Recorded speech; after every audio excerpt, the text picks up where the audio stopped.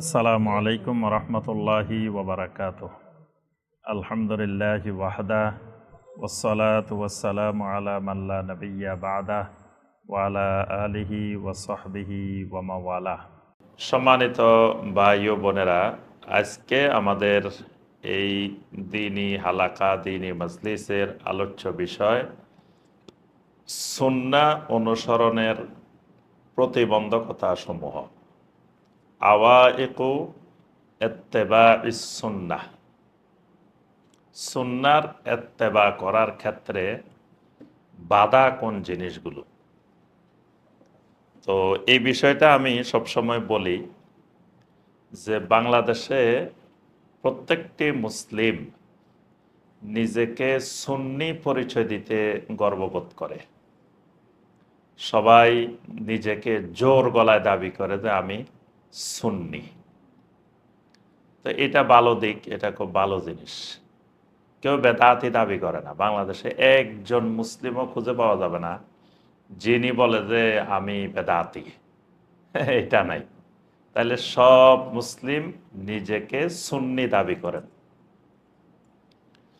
কিন্তু সুন্নি তাহলে যদি যেই দেশের সব মুসলিম সুন্নি, সেই দেশে তো একটি বেদাতও খুঁজে পাওয়ার কথা ছিল না। কারণ সুন্নির দুশ্মন হলো বেদাত। কিন্তু আমরা দেখি বেদাতের অভয়ারণ্য আমাদের এই সুন্নির বাংলাদেশ। হ্যাঁ, মানে এই দেশে বেদাত এমন কোন বেদাত নাই যে বেদাত বাংলাদেশে নেই। বরং এখান থেকে বেদাত সাপ্লাই হয় সারা ওয়ার্ল্ডে।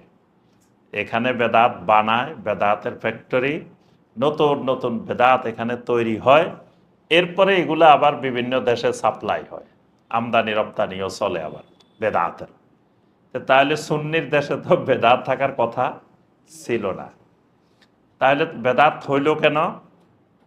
তাহলে কোনো এক জায়গায় গন্ডগোল আছে। গন্ডগোলটা কোন জায়গায়? গন্ডগোলটা হলো আসলে সবাই সুন্নত মানতে চায়, কিন্তু সুন্নত মানার যে নীতিমালা, সুন্নত মানার যে উসুল, সে উসুল জানে না। আপনার যে কোনো জিনিস আপনার ভালো ফলন লাভ করতে হলে ওইটা চাষাবাদের পদ্ধতি জানতে হয়। কোন মাসে ফসলটা লাগাইতে হবে, কি রকম জমিতে লাগাইতে হবে, কিভাবে পরিচর্যা করতে হবে, এগুলা জানলে তখন ওই জমিতে ফলনটা ভালো আসে। কিছুই জানে না। ধরেন ধান লাগাইতে হবে ভাদ্র মাসে, লাগাই রেখেছে চৈত্র মাসে, কোন মাসে লাগাইতে হয় এটাও জানে না। তো ওই সময় তো পানি নাই, তো এই সময় তো তার ফসল মারাই যাবে। তার অর্থ হইল যে কোনো কিছু লাভ করতে হইলে তার ন্যূনতম কিছু জিনিস জানা থাকতে হয়, বুঝতে হয়। তা আমাদের দেশের মানুষ সুন্নত মানে আবেগে, এলেমবিহীন, এলেমবিহীন আবেগে সুন্নি। এবং অত্যন্ত দুঃখজনক নির্মম এক ঘটনা আপনারা সবাই অবলোকন করেছেন। গতকাল চাঁদপুরে একজন আলেমের উপরে জুমার নামাজের পরে এক শয়তান, বন্ড সুন্নি নামের শয়তান, এক শয়তান ওই আলেমের উপরে, ওই সন্ত্রাসী, উগ্র সন্ত্রাসী আক্রমণ করছে, মারাত্মকভাবে ওনাকে আহত করছে। আজকে কোনো কোনো ফেসবুকে বলতেছে মারা গেছে, আবার কেউ বলতেছেন যে না, খবরটা ঠিক না। আমরা দোয়া করি আল্লাহ সুবহানাহু ওয়া তাআলা শাইখকে হায়াত তৈয়্যিবা দান করুন, এবং যেই উগ্র সন্ত্রাসী এই জঘন্য কর্মকাণ্ড করেছে তার আমরা দৃষ্টান্তমূলক শাস্তি দাবি করি। তো এই যে সন্ত্রাসীটা, এই সন্ত্রাসীটা কিন্তু সেই একটা জবানবন্দি দিচ্ছে, একটা কথা বলছে পুলিশের সামনে বিভিন্ন জায়গায় যে কোরআনে মিলাদের কথা আছে, আর উনি বলছে যে মিলাদ নাই। তো কোরআনে কোথায় আছে মিলাদের কথা? ওই ইন্নাল্লাহ ওয়া মালাইকাতাহু ইউসাল্লুনা আলান নবী ইয়া আইয়ুহাল্লাযীনা আমানু সাল্লু আলাইহি ওয়া সাল্লিমু তাসলিমা, সে আয়াতও বলছে। তো অথচ এই আয়াতে কি মিলাদের কথা আছে? কিন্তু ওই ভণ্ড শয়তানকে কিছু সুন্নি নামদারি ভণ্ড প্রতারক তারা বুঝাইছে যে এই আয়াতে মিলাদের কথা আছে, অথচ এই আয়াতের সাথে মিলাদের কোনো দূরতম সম্পর্ক নাই। কিন্তু এই উগ্রবাদীর তো এলেম নাই, এত সন্ত্রাসী, এর মধ্যে উগ্রবাদ ঢুকছে কিন্তু কোনো এলেম তো ঢুকে নাই। তো ওদের কথায় সে মনে করছে না কোরআনে তো আছে, আর উনি কেন কয় কোরআনে নাই। তাহলে যে মানুষগুলো আবার বুঝেন মিলাদ মিলাদ করে, মিলাদের অনুষ্ঠান করে, মিলাদ উদযাপন করে, এরা কিন্তু এটার সুন্নত মনে করে করে, এবং এরা মনে করে এটা কোরআনে আছে। এদেরকে কিছু ধর্মীয় গোষ্ঠী, কিছু ব্যক্তি এদেরকে প্রতারণা করতেছে, কিন্তু এরা বোঝার মতো ক্ষমতা তো এদের নাই। তো আজকে আমাদের আলোচনার বিষয়বস্তু হলো যে এই সুন্নত মানার ক্ষেত্রে, সুন্নত অনুসরণের ক্ষেত্রে আমাদের জন্য প্রতিবন্ধকতাগুলো, বাধাগুলো কোথায়। তো অনেকগুলো বাধা আছে, আমরা মূল মূল কয়েকটা বাধা, প্রতিবন্ধকতা আলোচনা করব। এই প্রতিবন্ধকতাগুলো সরাইলে তখন আমার আপনার জন্য ইত্তেবাউস সুন্নাহ সহজ হয়ে যাবে, আল্লাহ পাক সহজ করে দিবেন। প্রথমে আমরা আসি সুন্নত মানা, সুন্নত অনুসরণ করা কতটুকু গুরুত্বপূর্ণ। সুন্নত ইত্তেবা করা, সুন্নতের অনুসরণ করা প্রত্যেক মুসলিমের উপরে ফরজে আইন। প্রত্যেক মুসলিমের উপরে সুন্নত মানা, সুন্নতের অনুসরণ করা ফরজে আইন। এটা ফরজে কিফায়াও না, সুন্নত না, এটা ফরজে আইন। সুন্নত মানতেই হবে, সুন্নত অনুসরণ করতেই হবে, এর বিকল্প দ্বিতীয় কোনো রাস্তা ইসলামে নাই। সুন্নতেই একমাত্র রাস্তা, সুন্নত মানি রাস্তা, সুন্নত মানি তরিকা, এটাই একটা রাস্তা, যেই রাস্তা জান্নাতের দিকে চলে গেছে। সুন্নতের বাহিরে যত রাস্তা, এগুলো সব জাহান্নামের দিকে গেছে। তো এই রাস্তায় উঠতে পারলে, সুন্নতের রাস্তায় উঠতে পারলেই জান্নাত, এটাই সিরাতে মুস্তাকিম। এই রাস্তায় না উঠতে পারলে যত তরিকায় উঠুক, সে যদি 172 তরিকায়ও কামেল হয়, তো সে জাহান্নামের রাস্তায় উঠে বসে আছে, সে এখনো জান্নাতের রাস্তায় উঠতে পারে নাই। এই জন্য ইমাম শাফি রাহমাহুল্লাহ জগৎবাসীকে লক্ষ্য করে একটা কথা বলছেন। ইমাম শাফি রাহমাহুল্লাহ বলেন, ইদা রাআইতুমুর রাজুলা ইয়াতিরু ফিল হাওয়া আও ইয়ামশি আলাল মা, যদি তোমরা দেখো কোনো একজন মানুষ আকাশে উঠতেছে, তোমাদের সামনে দিয়ে তার বিমান লাগতেছে না, কিছু লাগতেছে না, তোমাদের সামনে দিয়ে বাতাসে উড়ে চলে যাচ্ছে। আও ইয়ামশি আলাল মা, অথবা পানির উপর দিয়ে তোমাদের সামনে হাঁটি চলে যাচ্ছে, নৌকা নাই, কিচ্ছু নাই, সে পানির উপর দিয়ে তোমাদের সামনে হাঁটি চলে যাচ্ছে। আমরা এই দেশে অনেক অলির কারামত শুনি যে এরা নাকি পানির উপর দিয়ে নদী পারে গেছে, যায় না মাঝে বসে নদী পারে গেছে, তারপরে আপনার বিভিন্ন মাধ্যমে পানির উপর দিয়ে চলে গেছে। এতে ইমাম শাফি রহমতুল্লাহ দেখেন, সে আজ থেকে শত শত বছর আগে কথাটা বলছেন। যদি তোমাদের সামনে দেখো কেউ পানির উপর দিয়ে হাঁটতেছে অথবা আকাশে তোমার সামনে উঠতেছে, ফালা তুসাদ্দিকুহু, খবরদার তোমরা ওই লোকটাকে আল্লাহর ওলি মনে করিও না, তাকে সত্যায়ন করিও না। কারণ কি, এই পানির উপরে হাঁটা, আকাশে উড়া, এটা শয়তানও পারে, এবং এটা অমুসলিমও পারে, মুশরিকও পারে, কুফফারও পারে। তো ততক্ষণ পর্যন্ত তাকে আল্লাহর ওলি মনে করবা না, হাত্তা তাআলামু মুতাবাআতা রাসূলিল্লাহি সাল্লাল্লাহু আলাইহি ওয়াসাল্লাম, যতক্ষণ পর্যন্ত না ওই লোকটার মধ্যে রাসূলুল্লাহ সাল্লাল্লাহু আলাইহি ওয়াসাল্লামের সুন্নতের পরিপূর্ণ অনুসরণ না দেখবা, ততক্ষণ পর্যন্ত তাকে তুমি আল্লাহর ওলি মনে করিও না, সালেহীন বান্দা মনে করিও না, মুত্তাকিন বান্দা মনে করিও না, যদি তার মধ্যে সুন্নতের ইত্তেবা না থাকে। কারণ সুন্নতের ইত্তেবা ছাড়া যত তরিকা আছে, যত রাস্তা আছে, এগুলো সব জাহান্নামের রাস্তা।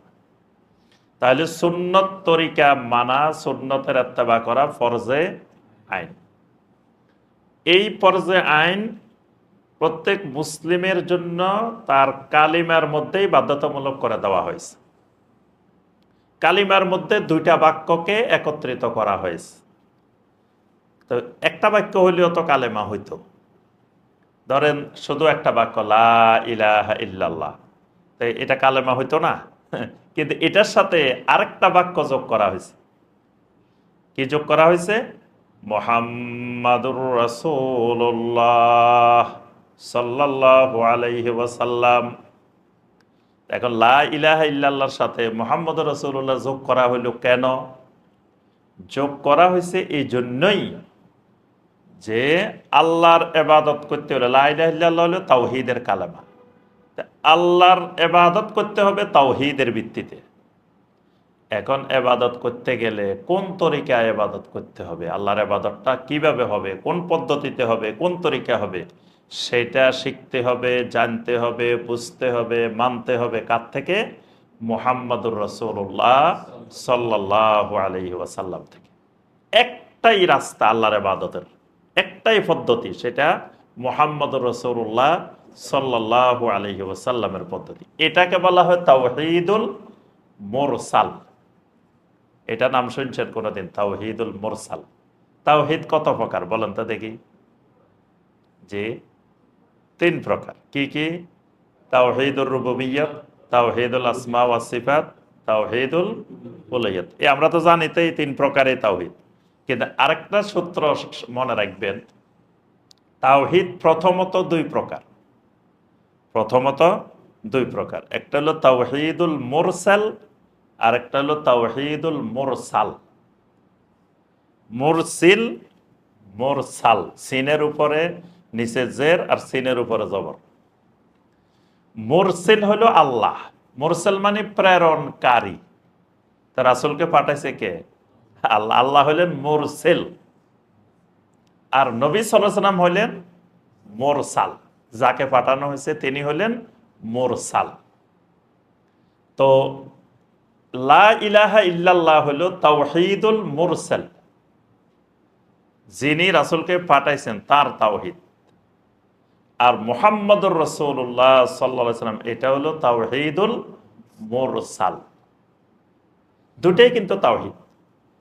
আল্লাহর তাওহীদটা হলো ইবাদতের ক্ষেত্রে ইবাদত করতে হবে একমাত্র আল্লাহর, ইবাদতের মালিকানা একমাত্র আল্লাহ। আল্লাহ ছাড়া কাউকে ইবাদত যাররা পরিমাণও করার সুযোগ নাই। এটা হলো আল্লাহর তাওহীদ। আর নবী সাল্লাল্লাহু আলাইহি ওয়াসাল্লামের তাওহীদটা কি? মুরসালের তাওহীদটা কি? মুরসালের তাওহীদটা হলো আল্লাহর যত ইবাদত হবে একমাত্র মুহাম্মদুর রাসূলুল্লাহ সাল্লাল্লাহু আলাইহি ওয়াসাল্লামের তরিকায় হবে। এটা হলো তরিকার তাওহীদ। বুঝে আসছে কথাটা? বাংলাদেশের মুসলিমেরা 2 জায়গায় তাওহীদ ভঙ্গ করে। প্রথমত আল্লাহর তাওহীদে তাওহীদ ভঙ্গ করে, শিরিক করে, কুফরি করে। আবার নবী সাল্লাল্লাহু আলাইহি ওয়াসাল্লামের তাওহীদেও ভঙ্গ করে, যে রাসূলের তরিকা বাদ দিয়ে আরো 126 তরিকা বানাইছে। তাহলে এই তরিকার বাইরে কিন্তু কিয়ামত পর্যন্ত আর কোনো তরিকা নাই।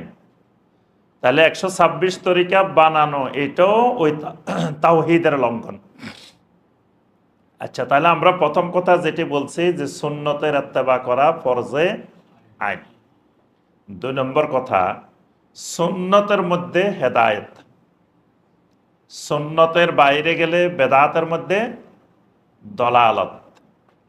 2টা শব্দ মনে রাখবো আমরা। সুন্নতের মধ্যে হেদায়েত, বেদাতের মধ্যে দালালত। হেদায়েতের বিপরীত দালালত। হেদায়েতের বিপরীত সুন্নতের বিপরীত বেদাত, আর হেদায়েতের বিপরীত দলালা। সূরা আল আরাফের 158 নম্বর আয়াত আল্লাহ পাক বলছেন, ওয়াত্তাবিউহু লাআল্লাকুম তাহতাদুন। ওয়াত্তাবিউহু, তোমরা আমার নবীর ইত্তেবা করো, করলে কি হবে? লাআল্লাকুম তাহতাদুন, তাহলে তোমরা হেদায়েত পাবে। সুন্নতের মধ্যে আছে কি? হেদায়েত। সূত্র মনে রাখবেন, সুন্নতের মধ্যে হেদায়েত, এটা আল্লাহর কথা। আল্লাহ বলছেন ওয়াত্তাবিউহু লাআল্লাকুম তাহতাদুন, আমার নবীর ইত্তেবা করো, হেদায়েত পাইবা। আর বেদাতের মধ্যে কি? দালালত। দালালত মানে গোমরাহি। কুল্লু বেদাতিন দালালাহ, নবী সাল্লাল্লাহু আলাইহি ওয়াসাল্লাম বলেন কুল্লু বেদাতিন দালালাহ। যত বেদাত আছে সমস্ত বেদাত কি? গোমরাহি, দালালাহ। 3 নম্বর কথা, আল্লাহকে ভালোবাসতে হলে, রাসূলকে ভালোবাসতে হলে এই ভালোবাসার মাধ্যম হলো সুন্নতের ইত্তেবা। বান্দা যদি চায় আল্লাহকে মহব্বত করবে, আল্লাহ বান্দাকে মহব্বত করবেন, বা উম্মত নবী সাল্লাল্লাহু আলাইহি সাল্লামকে মহব্বত করবেন, নবী সাল্লাল্লাহু আলাইহি সাল্লাম উম্মতকে মহব্বত করবেন। এই দুই মহব্বতের যোগসূত্রের মাধ্যম হলো কি? সুন্নত। যিনি যত বেশি সুন্নতের ইত্তেবা করবেন, আল্লাহ তাকে তত বেশি ভালোবাসবেন। যিনি যত বেশি সুন্নতের ইত্তেবা করবেন, রাসূল তাকে সবচেয়ে তত বেশি মহব্বত করবেন। তাহলে আল্লাহ এবং রাসূলকে ভালোবাসার মাধ্যম কি? সুন্নতের ইত্তেবা। সূরা আলে ইমরানের 31 নম্বর আয়াত, কুল ইন কুনতুম তুহিব্বুনাল্লাহা ফাত্তাবিউনি ইউহিব্বুকুমুল্লাহ। রাসূল আপনি ঘোষণা দেন, যদি তোমরা আল্লাহকে ভালোবাসতে চাও, মহব্বত করতে চাও, যদি তোমরা আল্লাহকে ভালোবাসো, তো ফাত্তাবিউনি, তাহলে কি করো? আমার অনুসরণ করো, আমার ইত্তেবা করো। করলে কি হবে? ইউহিব্বুকুমুল্লাহ, আল্লাহ তোমাদেরকে ভালোবাসবেন। তাহলে আল্লাহ বান্দাকে ভালোবাসবেন, বান্দা আল্লাহকে ভালোবাসবেন। দুইটার মাধ্যম কি? সুন্নতের ইত্তেবা। 4 নম্বর, সুন্নতের ইত্তেবা করলে আল্লাহ পাক বান্দার গুনাহ সব মাফ করে দিবেন। সুবহানাল্লাহ। যেমন তাওহীদ মানলে, তাওহীদের উপরে চললে কিয়ামতের ময়দানে আপনার যত গুনাহ থাক আল্লাহ সব গুনাহ মাফ করে দিবেন। সহিহ মুসলিমের হাদিস। আল্লাহ পাক হাদিসে কুদসি আল্লাহ পাক নিজে বলতেছেন, মাল্লাকিয়ানি বিকুরাবিল আরদি খাতিয়াতান, কেউ যদি কিয়ামতের ময়দানে জমিন ভর্তি গুনাহ নিয়ে আমার কাছে হাজির হয়, এমন গুনাহ আনছে যে গুনাহ পুরা জমিন ভর্তি গুনাহ খালি তার, কিন্তু লা ইউশরিকু বি শাইআ, জীবনে কোনোদিন আমার সাথে একটা শিরিকও করেনি, মানে তাওহীদওয়ালা, আহলুত তাওহীদ, শিরিক করে না, এমনি কবিরা গুনাহ করছে বা অন্যান্য গুনাহ করছে, আল্লাহ পাক ঘোষণা দিচ্ছেন, লাকিতুহু বিমিসলিহা মাগফিরাহ, যেই পরিমাণ গুনাহ নিয়ে বান্দা হাজির হয়েছে, আমি আল্লাহ সেই পরিমাণ মাগফিরাত নিয়ে তার সাথে মোলাকাত করব। সুবহানাল্লাহ। তার অর্থ কি? আহলুত তাওহীদ হলে আল্লাহ সব গুনাহ মাফ করে দিবেন। ঠিক একইভাবে কেউ যদি সুন্নতের ইত্তেবা করে, আল্লাহ ওয়াদা করতেছেন ওই একই আয়াতে, সূরা আল ইমরানের 31 নম্বর আয়াতে, ওয়া ইয়াগফির লাকুম যুনুবাকুম, আল্লাহ তোমাদের সব গুনাহ মাফ করে দিবেন। সুবহানাল্লাহ। তাহলে আরো অনেক উপকারিতা সুন্নতের ইত্তেবার। কোন আমল সুন্নতের ইত্তেবা অনুযায়ী না হইলে আল্লাহর কাছে কবুল হবে না। কোন আমলেই আল্লাহর কাছে পৌঁছবে না যদি সেটা সুন্নত অনুযায়ী না হয়। তাহলে আমরা বুঝলাম সুন্নতের অনুসরণ করা আমাদের জন্য মুসলিম হিসাবে ফরজে আইন, খুবই গুরুত্বপূর্ণ একটি জিনিস। এখন আসি, অনুসরণ তো করতে চাই, এখন প্রতিবন্ধকতা গুলা কোন জায়গায়? পারি না কেন? সুন্নত অনুসরণ করতে যায় বেদাত করে বসে থাকি, এটার কারণ কি? কতগুলো গুরুত্বপূর্ণ কারণ আছে। 1 নম্বর কারণ যেটা, সেটি হলো জাহালত। 1 নম্বর কারণ হলো জাহালত। জাহালত, জাহালত কি? জাহালতের বাংলা হবে কি? যে অজ্ঞতা, মূর্খতা, এটার আমরা কি বলি? জাহালত। এর অর্থ এই নয় এই লোক লেখাপড়া জানে না। আবার জাহালত মানে লেখাপড়া না জানার নাম জাহালত না। লেখাপড়া অনেক জানতে পারে, আবার জাহেলও হতে পারে। যেমন আবু জাহাল। আবু জাহাল কি লেখাপড়া জানতো না? বড় পণ্ডিত, বড় শিক্ষিত, বড় বুদ্ধিজীবী, কিন্তু নবী সাল্লাল্লাহু আলাইহি সাল্লাম বললেন সে তো খালি মূর্খ না, জাহেল না, সে জাহেলের বাপ, জাহেলের লিডার। তার অর্থ কি? তাহলে বোঝা যায় বস্তায় বস্তায় এলেম থাকলেও জাহেল হতে পারে। এই জাহালত যার মধ্যে আছে, এই জাহালতওয়ালা মানুষ কোনোদিন সুন্নতের ইত্তেবা করতে পারবে না।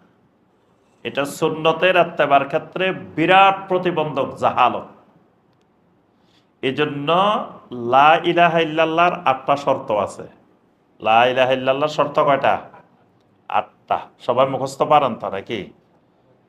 এগুলো শিখতে হবে। লা ইলাহা ইল্লাল্লাহর শর্ত 8টা। এই 8টা শর্ত মেনে যদি কেউ লা ইলাহা ইল্লাল্লাহ বলে দাখালাল জান্নাহ, সে জান্নাতে যাবে। লা ইলাহা ইল্লাল্লাহ জান্নাতের চাবি। তো এই চাবির কারিশমা হলো কিসের মধ্যে? দাঁতের মধ্যে। দাঁত চাবি আছে, দাঁত নাই। তালাতে যত ঢুকাইবেন এটা তালা খুলবে না। জান্নাতের যে তালা, ওই তালার মধ্যে যেই দাঁত, যে সিস্টেম, এটা চাবিটার মধ্যে ওই সিস্টেমওয়ালা না হইলে তালা খুলবে না। তো এই জন্য জান্নাতের যে চাবিটা, এটার মধ্যে 8টা দাঁত আছে। একটা দাঁত যদি ভেঙে যায় তো তালা আর খুলবে না। এই জন্য 8টা দাঁত জানা জরুরি। তোর মধ্যে 8টা দাঁতের মধ্যে 1 নম্বর যে দাঁতটা, সেটা হলো আল এলেম আল মুনাফি লিল জাহাল। যে এমন এলেম থাকতে হবে যেটা জাহালতকে দূর করে, জাহালত দূরকারী এলেম। এটা গুরুত্বপূর্ণ জিনিস। বাংলাদেশের মানুষ জাহালত বুঝে না। আইয়ামে জাহেলিয়াত, তার অর্থ কি? ওই যুগের লোকেরা মনে লেখাপড়া জানতো না। ওই যুগে যে সাহিত্য, যে কবিতা রচিত হয়েছে, আজ পর্যন্ত পৃথিবীতে এই মানের সাহিত্য তৈরি হয় নাই। তাহলে এই যুগের লোকেরা কত পড়ালেখা জানত। কিন্তু আমরা বলি ওই যুগকে কি? আইয়ামে জাহেলিয়াত। তাহলে জাহেলিয়াতটা কি? জাহেলিয়াতটা হলো কোনো ব্যক্তিকে আপনি বললেন যে ভাই এটা করেন, তো সে আপনাকে উত্তর দিল যে না রে ভাই, আমাদের বাপ দাদারা 14 গোষ্ঠী এমনি করি এসছে, এটার বাইরে যাওয়ার সুযোগ নেই। এটা জাহেলিয়াত।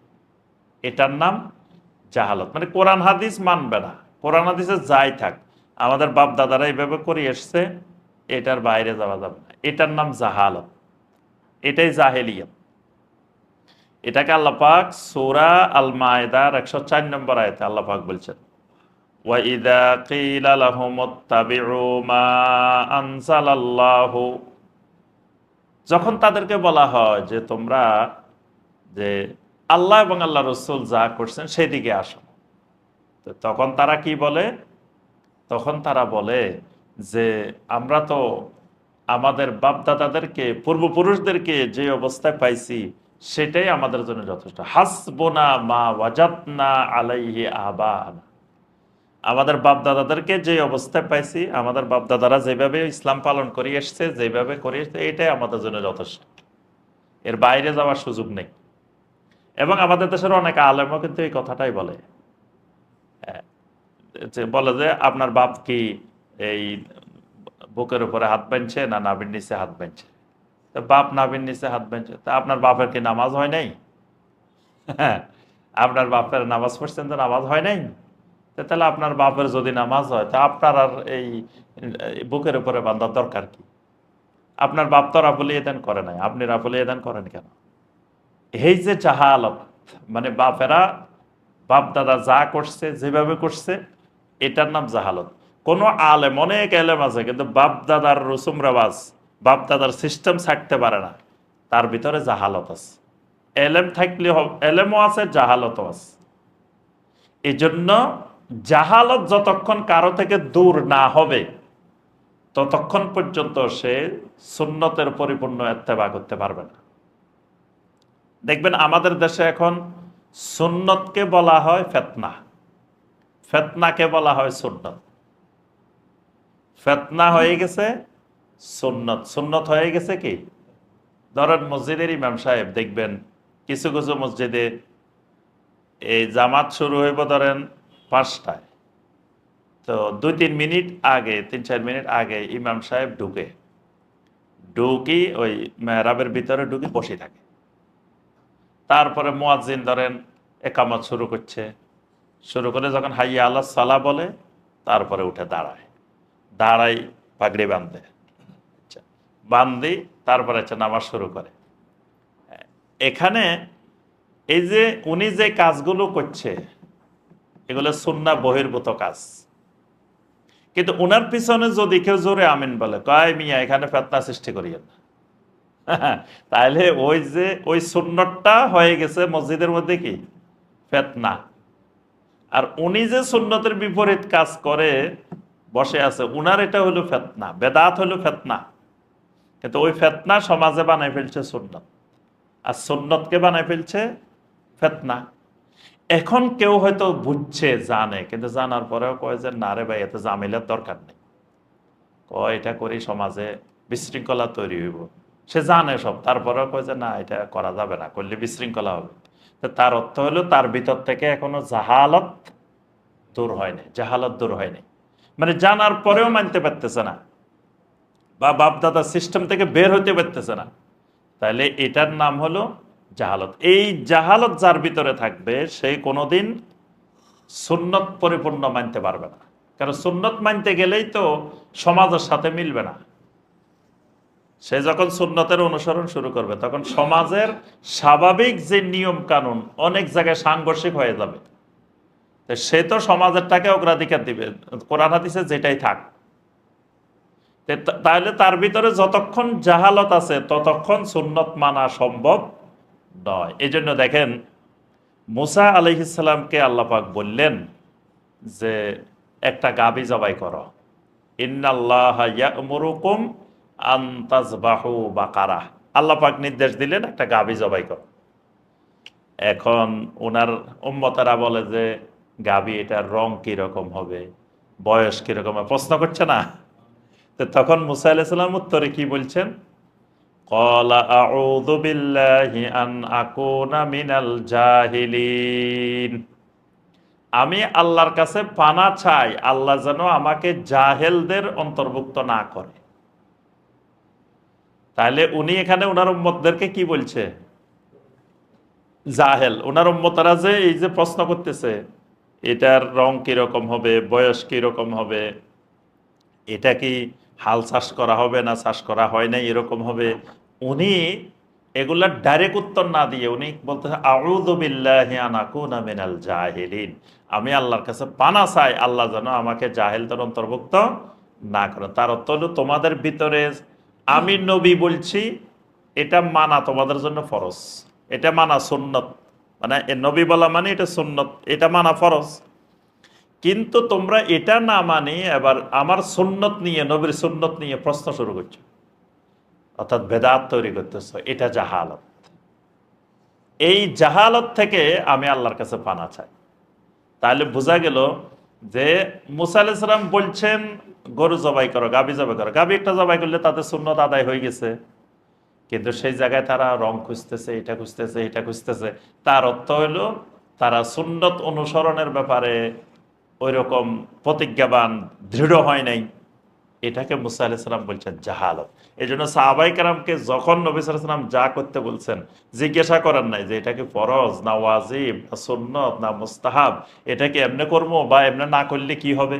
কেউ কেউ মাঝে মাঝে প্রশ্ন করে, বলে এটা না করলে কি হবে, নামাজ হবে না, এরকম প্রশ্ন করে। কিন্তু সাহাবায়ে কেরাম কখনো নবী সাল্লাল্লাহু আলাইহি ওয়াসাল্লামকে এটা না করলে কি হবে না, বা এটা করলে কি ফরজ না ওয়াজিব, আমি কি মাঝে মাঝে ছাড়তে পারি, এরকম প্রশ্ন কিন্তু সাহাবায়ে কেরাম কখনো নবী সাল্লাল্লাহু আলাইহি ওয়াসাল্লামকে করেন নাই। এই প্রশ্ন করা হলো জাহালত।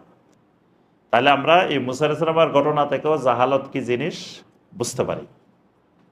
এরপরে আপনার কোরআনে কারিমে আরো অনেক জাহালতের কথা আছে, যেমন সূরা আল মায়েদার 50 নম্বর আয়াত, আফা হুকমাল জাহিলিয়াতি ইয়াবগুন ওয়া মান আহসানু মিনাল্লাহি হুকমান লিকাওমিন ইউকিনুন। এখানে আল্লাহর হুকুমের, আল্লাহর আইনের বিপরীত যত আইন আছে পৃথিবীতে সবগুলাকে আল্লাহ বলছে জাহিলিয়াত। মানে কোরআন সুন্নাহর আইনের বাহিরে পৃথিবীতে যত আইন আছে সবগুলাকে আল্লাহ পাক বলছেন এখানে জাহিলিয়ত। তাহলে এই জাহিলিয়ত যার মধ্যে আছে সে সুন্নত মানতে পারবে না। এটা হলো 1 নম্বর সূত্র। তাহলে সুন্নত মানার ক্ষেত্রে 1 নম্বর প্রতিবন্ধক কি? জাহালত। 2 নম্বর প্রতিবন্ধক ইত্তেবাউল হাওয়া। ইত্তেবাউল হাওয়া আমরা আলোচনা করতেছি ইত্তেবাউস সুন্নাহ, আর প্রতিবন্ধক বলছি 2 নম্বরে কি? ইত্তেবাউল হাওয়া। হাওয়া কি? হাওয়া মানে মন। হাওয়া মানে মন। মন যা চায়, মন যা খুশি, মনের ইচ্ছা, মনের ইচ্ছা পূরণ করা। ধরেন আমাকে কোরআন বলতেছে এটা, হাদিস বলতেছে এটা, কিন্তু কোরআন হাদিসের এটা না মেনে আমার মন যেটা চাইতেছে এটা মানতেছে। এটার নাম হলো ইত্তেবাউল হাওয়া। হাওয়ার ইত্তেবা কিন্তু শিরিক। হাওয়ার ইত্তেবা কি? শিরিক। এই জন্য আল্লাহ পাক কোরআনে কারিমের মধ্যে বলছেন যে আফারাআইতা মানিত্তাখাযা ইলাহাহু হাওয়াহু, আপনি কি ওই লোকটাকে দেখেছেন? সূরা আল জাসিয়ার 23 নম্বর আয়াত আল্লাহ পাক বলছেন আফারাআইতা মানিত্তাখাযা ইলাহাহু হাওয়াহু, আপনি কি ওই লোকটাকে দেখেছেন যে লোকটা তার হাওয়াকে ইলাহ বানিয়ে ফেলেছে? তাহলে আল্লাহ ছাড়া কাউকে ইলাহ বানানো কি? শিরিক, তাওহীদুল উলুহিয়াতের শিরিক। তাহলে তাওহীদুল উলুহিয়াতের ক্ষেত্রে হাওয়াটা, মনটাও মাবুদ হয়ে যায়, মানে মনের অর্ডার অনুযায়ী চলে। সকালবেলা তার জন্য আল্লাহর অর্ডার হইল আস-সালাতু খায়রুম মিনান নাওম, কিন্তু তার মনের অর্ডার হইল আন-নাওমু খায়রুম মিনাস সালাহ। মনের অর্ডার হইল ঘুমের থেকে, নামাজের থেকে ঘুম যাওয়া ভালো। আর আল্লাহর অর্ডার হইল ঘুমের থেকে সালাত ভালো। এখন সে আল্লাহটাও অনুসরণ করলো না, সে মনেরটা অনুসরণ করে শুরু হয়েছে। এটাও কিন্তু শিরক। এটা তার মনকে, তার হাওয়াকে মাবুদ বানিয়ে ফেলছে। এখন সুন্নত মানতে হলে এই মনের ইচ্ছা ছেড়ে দিতে হবে। হাওয়ার ইচ্ছা, হাওয়ার প্রবণতা, হাওয়ার ইত্তেবা, হাওয়া কি কয়, মন কি কয়, আমার সেদিকে তাকানো যাবে না। আমার ওহি কি বলে সেদিকে তাকাইতে হবে, তাহলে সুন্নত মানা যাবে। কিন্তু সুন্নত মানবো, আবার আমার মন কি কয় এটাও খেয়াল রাখবো, মনের ইচ্ছাকেও প্রাধান্য দিব, তাহলে সুন্নত অনুসরণ, সুন্নতের ইত্তেবা কোনোদিন সম্ভব না। এই ইত্তেবাউল হাওয়াটা সুন্নতের ইত্তেবার ক্ষেত্রে বড় প্রতিবন্ধক। 3 নম্বর প্রতিবন্ধক যেটা সুন্নত অনুসরণের ক্ষেত্রে, সেটা হলো মুজালাসাতু আহলিল বেদা ওয়াল মাআসি। 3 নম্বরটা হলো আমি মানতে চাই সুন্নত, কিন্তু আমি বেদাতির মজলিসে যাই সবসময় বসে থাকি। মানতে চাই সুন্নত, সুন্নতের অনুসরণ করবে। তো সুন্নতের অনুসরণ করতে হইলে যেখানে সুন্নতের অনুসরণকারীরা যে মজলিসে বসে, আমাকে তো সেই মজলিসে উঠা বসা করতে হবে। কিন্তু আমি সেই মজলিসে না যাই, বসে থাকি বেদাতির মজলিসে।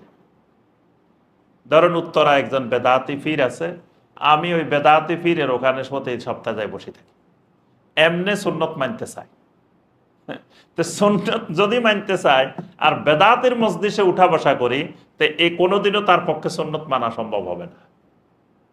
কেন হবে না? অসুবিধা কি? কেউ বলতে পারে যে আচ্ছা শাইখ শুনেন, আমি বেদাতের মজলিসে যাই, অসুবিধা নেই, যেটা বেদাত ওইটা নিমু না, যেটা সুন্নত এটা নিমু। তাদের মধ্যে তো ভালো ভালো অনেক জিনিস আছে, ভালোগুলা নিমু, খারাপগুলা নিমু না। আমি তাদের মজলিসে উঠা বসা করলে অসুবিধা কি? নবী সাল্লাল্লাহু আলাইহি ওয়াসাল্লাম কড়া ভাষায় নিষেধ করেছেন, কোনো বেদাতির মজলিসে উঠা বসা করা যাবে না, তাদের মজলিসে বসাই যাবে না। কারণ কি? কারণ হলো আপনি বেদাতির মধ্যে এমন এমন গুণ দেখতে পাইবেন, যেই গুণগুলো দেখে আপনি প্রভাবিত হয়ে যাবেন। যেমন কবর পূজারী, ধরেন কবর পূজারী কবর পূজা করে, কবরের ইবাদত করে, কিন্তু সেই লোক তাহাজ্জুদও পড়ে। আপনি কবেন যে মিয়া কবর পূজা করলে কি হয়েছে, সে তো তাহাজ্জুদ গুজার। তোমরা কয়জনে তাহাজ্জুদ পড়ো? সে তাহাজ্জুদ পড়ে। তার লম্বা পাগড়ি, তার লম্বা জুব্বা, তার লম্বা দাড়ি, তারপরে সে মানুষের খাওয়ায়, মানুষের উপকার করে, কত ভালো ভালো কাজ, এগুলা চোখে দেখো না? খালি হে কবরে সাজদা করে, এটা চোখে পড়ে। সে যে এই ভালো ভালো কাজ করে, এগুলা দেখো না? মানুষ এরকম বলে। এখন এই যে ভালো ভালো কাজ, মুশরিকদেরও ভালো ভালো অনেক কাজ আছে, কাফেরদেরও অনেক ভালো ভালো কাজ। আপনি তো ধরেন বর্তমান দুনিয়াতে দেখবেন, ওই যে যারা কাফেরের দেশে থাকে, এরা এদের কাছে বসলে আপনি শুনবেন যে যে বাংলাদেশ এটা কি, এটা তো দেশের আওতায় পড়ে না। সেই জাপানের মানুষ এইরকম, সেই ইউরোপের মানুষ এইরকম, আমেরিকার মানুষ এইরকম, কানাডার মানুষ, মানে কাফের মুশরিকের আপনি গুণাগুণ শুনতে শুনতে মনে হবে যে তারা এত ভালো, এত সত্যবাদী, কোনোদিন মিথ্যা বলে না, মানুষের ঠকায় না, মানুষের ইয়া করে না। তাহলে কত ভালো ভালো গুণ আছে না কাফের? বেদাতিরও এরকম ভালো ভালো অনেক গুণ আছে। এখন আপনি বেদাতির মজলিসে যখন উঠা বসা করবেন, বেদাতির সাথে উঠা বসা করবেন, তখন কি হবে? আস্তে আস্তে আস্তে আস্তে ওই বেদাতের সব জিনিস আপনার মধ্যে ভালো লাগে। আপনি ওই মধুর ভিতর দিয়ে বিষও গিলে ফেলবেন, বেদাতের বেদাতও আবার আপনি গিলা শুরু করে দিবেন। কবেন যে না, এই লোকে যা করে এটা ভুল হইতে পারে না, এত ভালো মানুষ, এই লোকে করে, তাহলে এটা ভুল হওয়ার সম্ভাবনা নাই। এই জন্য বেদাতের মজলিসে কখনো বসা যাবে না। সুন্নত মানতে হইলে বেদাতের মজলিস থেকে 100 গজ দূরে থাকতে হবে। দেখতেও যাওয়া যাবে না, যে আমি দেখে আসি যে এরা কি করে। নবী সাল্লাল্লাহু আলাইহি ওয়াসাল্লাম নিষেধ করছেন, দাজ্জাল যদি তোমার বাড়ির পাশ দিয়েও যায় তো উৎসুক হয়ে দেখতে যাইও না, যে দাজ্জালের একটু দেখে আসি দাজ্জাল কিরকম।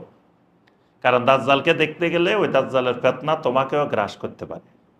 এই জন্য বেদাতের মজলিসে যদি বলেন যে বেদাতিরা কি কয় একটু শুনে আসি, এটা সবার জন্য যাওয়া জায়েজ নেই। যদি আপনার মধ্যে এমন পরিমাণ এলেম থাকে যে আপনি বেদাতের ওই বেদাতগুলো ধরতে পারবেন, ভুলগুলো ধরতে পারবেন, সূক্ষ্ম ত্রুটিগুলো ধরতে পারবেন, তাহলে আপনি যাইতে পারেন, আপনাকে ওইটা গ্রাস করবে না। কিন্তু আপনি বেদাতের সূক্ষ্ম ত্রুটি, ভুল ত্রুটি, কোন কোন পয়েন্টে বেদাত, সেটা ধরতে পারেন না, তাহলে আপনি সেখানে বসাই যাবে না, যাওয়াই যাবে না। ধরেন আপনি যাই কইলেন যে ফির তো কোরআন হাদিসে নাই, আপনারা যে বীর মুরিদি করতেছেন এটা তো ইসলামে নাই। সে বললো যে মিয়া কোরআন হাদিসে ফিরে না নাই, শাইখ তো আসলো, শাইখ যে জিনিস ফিরও এই জিনিস। সে বলল কি শাইখ আর ফির এক জিনিস। তো এবার আপনি তো আর বোঝার ক্ষমতা নাই, আপনি বুঝে গেছেন যে না ঠিক আছে, তাহলে আমরা যে শাইখ বলি ওনারা ফির বলে, জিনিস তো একটাই। আসলে জিনিস একটা না, আকাশ পাতাল পার্থক্য আছে। শাইখেরা কোনোদিন মানুষকে মুরিদ বানায় না, পৃথিবীর কোনো শায়েখ মানুষকে মুরিদ বানায় না। শুনছেন আরব দেশের কোনো শায়েখে এই শায়েখের 1 লক্ষ মুরিদ আছে, এটা শুনছেন কোনোদিন? তাহলে শায়েখ কখনো মানুষকে মুরিদ বানায় না। শায়েখেরা মানুষকে আল্লাহর মুরিদ বানায়, কখনো নিজের মুরিদ বানায় না। কিন্তু ফিরেরা মানুষকে কি বানায়? মুরিদ বানায়। তারপরে ফিরেরা মানুষকে তরিকা শিখায়, চিশতিয়া, কাদেরিয়া, নকশবন্দিয়া, মুজাদ্দিদিয়া। শায়েখেরা কোনোদিন নবী সাল্লাল্লাহু আলাইহি সাল্লামের তরিকার বাহির আর কোনো তরিকা শিখায় না। তারপরে শায়েখেরা আপনাকে সুন্নতের ইত্তেবা শিখায়, রাসূল কেমনে করছেন, সাহাবীরা কেমনে করছেন। ফির শিখায় ওই মঈনুদ্দিন চিশতি কেমনে করছেন, আব্দুল কাদের জিলানী কেমনে করছেন, অমুক ইবনুল আরবি কেমনে করছেন, অমুক কেমনে করছেন। শায়েখেরা আপনাকে সবসময় ধাবিত করে কোরআন সুন্নাহর এলেমের দিকে, কোরআন সুন্নাহর চর্চা করার দিকে। আর পীর সাহেব সবসময় মানুষকে ধাবিত করে তার একান্ত অনুগত বানানোর ব্যাপারে, কোরআন হাদিসের দিকে যাতে কড়াভাবে নিষেধ করে দেয়, খবরদার কোরআন হাদিস ধরবেন না, ছুঁবেন না। আমাদের পীর সাহেবের লেখা যে বই আছে খালি এগুলো পড়বেন। এরকম অসংখ্য পার্থক্য আছে ফিরে আর শায়েখ। এখন ধরেন আপনার কাছে এলেম নাই বুঝার মতো, তা আপনি তো এবার ওই কবি না শায়েখ আর পীর তো একই, ওস্তাজ কবি আপনি ওস্তাদ মানলেন, আপনি মাদ্রাসায় পড়তে গেলে ওস্তাদ লাগে না, শিক্ষক লাগে না, তা পীরও আপনার একজন শিক্ষক। পীরের তো নিজেরই এলেম নাই, কি শিক্ষক আমার কি পড়াবে। বাংলাদেশের যত পীর আছে অধিকাংশ পীরে জাহেল, কিছু জানে না। তা আপনি এখন তো আপনি মনে করলেন না উনিও আমার একটা ওস্তাদ, তো উনি তো ওস্তাদ, এলেম ওয়ালা হইলে ওস্তাদ হইতো, তাই ওরকম এলেমও নাই। হ্যাঁ, তাহলে এই জন্য বেদাতের মজলিসে বসলে আপনাকে বেদাত গ্রাস করবে। এই জন্য বেদাতের মজলিসে বসা যাবে না। কোরআনে কারিমে সূরা আল কাহাফের 28 নম্বর আয়াত, ওয়াসবির নাফসাকা মাআল্লাযীনা ইয়াদউনা রাব্বাহুম বিল গাদাতি ওয়াল আশিয়্যি ইউরিদুনা ওয়াজহা ওয়ালা তা'তু আইনাকা আনহুম তুরিদু যিনাতাল হায়াতিদ দুনিয়া। আল্লাহ পাক বলছেন, যে মানুষগুলো সকাল সন্ধ্যা তাদের রবকে ডাকে একমাত্র আল্লাহর সন্তুষ্টির জন্য, তোমরা এই মানুষগুলোর সাথে বেশি বেশি উঠা বসা করো, এদের সাথে থাকো। খবরদার দুনিয়ার জিনাত দেখে তোমাদের দৃষ্টি যেন এদের থেকে দূরে সরে না যায়। এরপর আল্লাহ পাক বলছেন, যার অন্তরকে আমি গাফেল করে দিছি আমার জিকির থেকে, যে ইত্তেবাউল হাওয়া করে, হাওয়ার ইত্তেবা করে, খবরদার তার ওয়ালা তুতে, তার অনুসরণ করিও না, তার মজলিসে বসিও না। তাহলে এরকম মজলিসে উঠা বসা করা এটা সুন্নত অনুসরণের কি বাধা, প্রতিবন্ধক। 4 নম্বর, তাকদিমু আরা ইল আবা ওয়াল আকাবের ওয়াশ শুয়ুখ আলা নুসুসিল কোরআন ওয়াস সুন্নাহ, কোরআন সুন্নাহর উপরে বাপ দাদার পূর্বপুরুষদের মতামত, আকাবেরের মতামত, শায়েখের মতামত, এটাকে যদি কেউ অগ্রাধিকার দেয় তাহলে সে আর সুন্নত মানতে পারবে না। মানে কোরআন সুন্নাহর চাইতে তার আকাবের, তার শায়েখ, তার পীর, তার মুরব্বী, তার বাপ দাদা, এদের কথাকে সে প্রাধান্য দেয়, তাহলে সে আর সুন্নাহ মানতে পারবে না। কোরআনে কারিমে এই ব্যাপারে অনেক আয়াত আছে। এবং নবী সাল্লাল্লাহু আলাইহি সাল্লাম যখন দাওয়াত আরম্ভ করেন তখন একটা কথা বারবার বলতেন, উতরুকু মা ইয়াকুলু আবাউকুম, তোমাদের বাপ দাদারা কি বলে এটা ছাড়ো, বাপ দাদারা কি বলে এটা ছাড়ো। একবার আমি আরাফার ময়দানে তো সবাইকে বললাম যে এখানে ওই হাদিসটা পড়ে শুনাইলাম যে নবী সাল্লাল্লাহু আলাইহি সাল্লাম আরাফার ময়দানে কি কি আমল করছেন। তো নবী সাল্লাল্লাহু আলাইহি সাল্লাম এখানে এক আজান, দুই একামতে জোহর এবং আসর জমা এবং কসর করছেন। তো একজন উঠে আমাকে বলে কি যে না, আমাদের গুলশান আজাদ মসজিদের খতিব সাহেব বলে দিছেন যে এখানে জোহরের সময় 4 রাকাত, আসরের সময় 4 রাকাত, এভাবে পড়তে হবে। তা আমি বললাম যে আমি বললাম আল্লাহর রাসূলের কথা, আপনি আনলেন কার কথা? আজাদ মসজিদের খতিবের কথা। এটাই আল্লাহর গজব নাজিল হওয়ার, আজাব নাজিল হওয়ার কারণ, এটাই গুমরাহির বড় মাধ্যম। আপনি আমাকে জিজ্ঞাসা করবেন যে ভাই বলেন দেখি আল্লাহ রসুল এখানে কি করছেন, সাহাবীরা কি করছেন, বলছেন আর আজাদ মসজিদের খতিবে কি বলছে না বলছে সেটা তো আমার আপনার এখানে দেখার বিষয় না। কতজন কত কথা বলতে পারে, করতে পারে, সেইটা তো আপনি দেখবেন কেন? আপনি খুঁজবেন আল্লাহর রসুল এখানে আরাফার ময়দানে কি করছেন, তা আমিও তাই করব। সাহাবীরা এখানে কি করছেন, আমি তাই করব। কিন্তু সেটা না খুঁজে আপনি খুঁজতেছেন কি? আজাদ মসজিদের খতিব। তাইলে যেই লোক ওই কোরআন সুন্নাহর উপরে আজাদ মসজিদের খতিব খুঁজবো, খতিবের কথা প্রাধান্য দিবে, সে কোনোদিন সুন্নত মানতে পারবে না। এজন্য বাংলাদেশের অধিকাংশ হাজি সঠিকভাবে হজ করতে পারে না, কারণ এরা কোরআন হাদিস মানে হজ করতে যায় না, এরা ওই মুরব্বী মানি, আকাবের মানি, পীর মানি হজ করতে যায়। এজন্য মিনাতে থাকে না, একদিনও থাকে না, 11 তারিখও থাকে না, 12 তারিখও থাকে না, 13 তারিখে আবার পাথর মারতে যায়। এবারে আমি কয়জনের দিকে 13 তারিখে পাথর মারতে গেছে। তো কি ব্যাপার, আপনারা কি ছিলেন এখানে? কয় না, আমরা তো 11 তারিখও ছিলাম না, 12 তারিখও ছিলাম। তা আজকে যে পাথর মারতে আসছেন? কয় আমাদের হুজুরে বলছে যে আজকে পাথর মারলেও সোয়াব আছে। 13 তারিখে কারা পাথর মারবে? যারা ওই রাত্রে মিনাতে ছিল শুধুমাত্র তারাই পাথর মারবে। যারা 12 তারিখে চলে এসছে তারা তো আর 13 তারিখে পাথর মারবে না। এরা 11 তারিখেও ছিল না, 12 তারিখেও ছিল না, 13 তারিখেও ছিল না, তো পাথর মারতে গেছে। এবার দেখেন জাহালত, মূর্খতা কোন পর্যায়ে গেছে। এবং তাদের হুজুর নাকি বলে দিছে যে আজকে পাথর মারলে সোয়াব হইবে।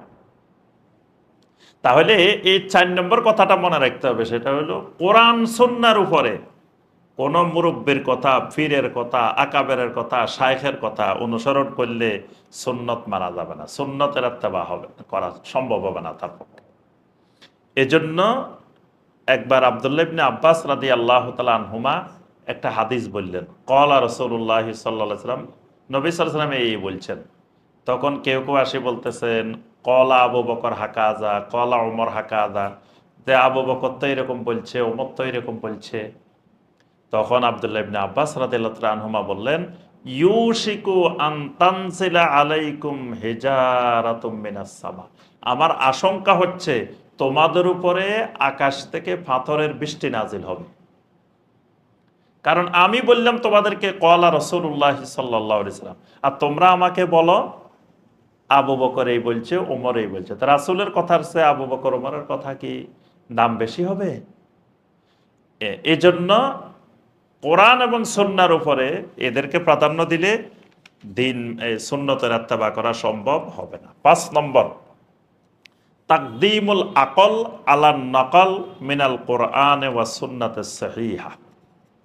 কোন ব্যক্তি যদি কোরআন এবং সহি হাদিসের উপরে যদি আকলকে প্রাধান্য দেয় তাহলে তার পক্ষেও সুন্নত মানা সম্ভব হবে না। এবং বর্তমানে এই ফিতনা ভয়াবহ আকার ধারণ করছে। তারা যুক্তিতে যে জিনিস, যে হাদিস যুক্তির সাথে মিলে না বা যেটা যুক্তিতে মিলে না এটা বাদ, আকলকে মানদণ্ড নির্ধারণ করছে। আকলে বুঝতে হবে, আকলে যদি না ধরে, বিবেকে যদি না ধরে, যুক্তিতে যদি এটা না ধরে, তাহলে এটা মানা যাবে না। ওই আমি সবসময় বলি যে 11 নম্বর মসজিদেই আমি একদিন ওই যে ইয়ার খুতবা দিলাম মেরাজের উপরে। তো নবী সাল্লাল্লাহু আলাইহি ওয়াসাল্লাম মেরাজে গেছেন, প্রথমে 50 ওয়াক্ত নামাজ ফরজ হয়েছে, পরে কমাইতে কমাইতে 5 ওয়াক্ত হয়েছে। পরে নামাজের পরে একজন আসি আমাকে বলতেছেন যে আপনি যে হাদিসটা কইলেন এটা কি কোনো যুক্তিতে ধরে, যুক্তিতে মানা যায়? যে 50 ওয়াক্ত নামাজ যদি ফরজ হয় তো 24 ঘন্টায় আপনি কেমনে 50 ওয়াক্ত পড়তেন? এটা কি বিবেকে মানা যায়, আকলে ধরে? আমি বললাম আকলে ধরুক আর না ধরুক, আমরা তো আকল ধরেই ইসলাম মানি না। এটা সহি হাদিসে আছে, হাদিস সহি, আল্লাহ রসুল বলছেন। আমি বললাম এটা সহি আল বুখারীতে আছে। কয় হু ইজ বুখারী? বুখারী কে? মানে বুখারী তো কারে মানা না, যে এটা আকলে ধরে না, এজন্য বুখারীর হাদিসও মানবে না। তাহলে বোঝা গেল যেই লোক এই আকল দিয়ে কোরআন হাদিস বিচার করা শুরু করছে, তো এই লোক আর সুন্নতের ইত্তেবা করতে পারবে না। এটা সুন্নতের ইত্তেবার ক্ষেত্রে বড় প্রতিবন্ধক। সুন্নতের ইত্তেবা করতে হলে আমার রাসূল করছেন, আমার রাসূল করতে বলছেন, আমার রাসূল এটা করার অনুমোদন দিছেন, বাস। এটা যুক্তিতে মিলুক আর না মিলুক। অজু করা আর অজু ভঙ্গ হওয়া, অজু ভঙ্গের অনেক কারণ আছে যেটা যুক্তিতে মিলবে না, তাই বলে ওইটাকে মনে করা যাবে না যে না, যেহেতু এটা যুক্তিতে মিলে না তাহলে এটা আর অজু ভঙ্গের কারণ হবে না। ইসলামের কোনো জিনিসকে যুক্তি দিয়ে মিলানোর সুযোগ নেই। ওহি ওহি, ওহি নির্ভুল। ওহি যুক্তিতে মিলে না কেন? নাও মিলতে পারে, কারণ আমার আকল হলো সামান্য, আমার ব্রেন হলো ছোট্ট, এটা ধারণ ক্ষমতা কম, এটা রাত্রে কি খেয়েছে সকালে মনে থাকে না। এখন যদি সবাই জিজ্ঞেস করে কালকে রাত্রে কি কি খাইছেন, দেখবেন যে মনে নাই, ভুলে গেছি। তার অর্থ হলো কি, ব্রেনটা সীমিত। তো এই ব্রেন দিয়ে যদি বলেন যে আমি সব বুঝি, সব জানি, এই জন্য আকলে অনেক কিছু আমার বুঝে আসবে না, কারণ আমার জ্ঞান সামান্য। ওয়ামা উতীতুম মিনাল ইলমি ইল্লা কলিলা, আল্লাহ পাক বলেন তোমাদেরকে সামান্য ইলম দেওয়া হয়েছে। তো এই ইলম দিয়ে যদি আমি দুনিয়ার সব বুঝতে চাই, সম্ভব না। আল্লাহ পাকের নাম অগণিত, অসংখ্য, কিন্তু আল্লাহ পাক সব নাম আমাদেরকে জানান নাই। জানাইছেন কয়টা? 99টা। তো বাকিগুলো জানাইলেন না কেন? বাকিগুলো জানাইলে আমাদের ধারণ ক্ষমতা নাই, আমাদের ধারণ ক্ষমতা ছোট্ট। তো যদি সব জানায় তাহলে এত নাম আমরা ধারণ করতে পারবো না। এই জন্য যতটুকু আমাদেরকে জানানোর দরকার আল্লাহ সুবহানাহু ওয়া তাআলা ততটুকু জানাইছে। এই জন্য খেয়াল রাখতে হবে যে কোরআনে কারিমের উপরে, সহি হাদিসের উপরে কখনো কোনো আকলকে প্রাধান্য দেওয়ার সুযোগ নাই। দিলে এই লোক আর ইত্তেবা ও সুন্নাহ পালন করতে পারবে না। 6 নম্বর যে কারণটা সেটা হলো আত-তাআল্লুকু বিশ-শুবুহাত, শুবহাত নিয়ে ব্যস্ত হয়ে যাওয়া। শুবহাত কি জিনিস? কোরআনে কারিমে আল্লাহ পাক 2 ধরনের আয়াত নাজিল করছেন, একটা হলো মুহকামাত আর একটা হলো মুতাশাবিহাত। কিছু আয়াতে কারিমে একেবারে স্পষ্ট, কিছু আয়াত আছে মুতাশাবিহাত, মানে বাহ্যিকভাবে এটার অর্থ বোঝাটা কঠিন। মুতাশাবিহাত, এটার অর্থ আল্লাহ ছাড়া কেউ জানেন না, এরকম কোরআনে অনেক আয়াত আছে। এখন কেউ যদি ওই স্পষ্টগুলা বাদ দিয়ে খালি অস্পষ্টগুলা নিয়ে ব্যস্ত হয়ে পড়ে, দেখবেন আপনার সুফিদের কাছে, ফিদদের কাছে স্পষ্ট আয়াতের চাইতে অস্পষ্ট আয়াতগুলো এদের ব্যবসা বাণিজ্যের মূল হাতিয়ার। ওই আয়াতগুলোকে তারা বেশি চর্চা করে। যেমন ধরেন, একজন আমাকে জিজ্ঞাসা করছে যে আল্লাহ পাক কোরআনে কেন বহু বচন বলছে? সব জায়গায় আল্লাহ নিজেকে বহু বচন বলছে না, ইন্না বলছে, নাহানু বলছে, আমরা আমরা আমরা বলছে। দেখেন এই প্রশ্ন কিন্তু নবী সাল্লাল্লাহু আলাইহি ওয়াসাল্লামকে কোনো কাফেরও করে নাই, কোনো মুশরিকও করে নাই জীবনে। একজন কাফেরও কোনোদিন আসি বলে নাই যে আল্লাহ কোরআনে বহু বচন বলছে কেন। কারণ তারা কাফের হইলেও কি আরবি জানা কাফের, আরবি জানে। আর এরা ইমানদার হয়েছে কিন্তু আরবি জানে না, আরবি বুঝে না। এখন এদের মাথায় ঢুকছে কি, যে যেহেতু আল্লাহ বহু বচন বলছে, আমরা বলছে, তাহলে আল্লাহ এই পৃথিবী, বিশ্ব ব্রহ্মাণ্ড, এগুলো আল্লাহ একা চালায় না, এর সাথে আল্লাহর অলিরও আছে।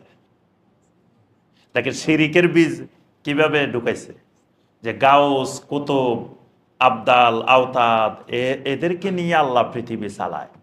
এই জন্য আল্লাহ পাক এদের এখানে আমি না বলি, আমরা বলছে। এই জন্য এরা এই যে দেখেন এই অস্পষ্ট এটা নিয়ে এরা কিন্তু ব্যস্ত হয়ে গেছে।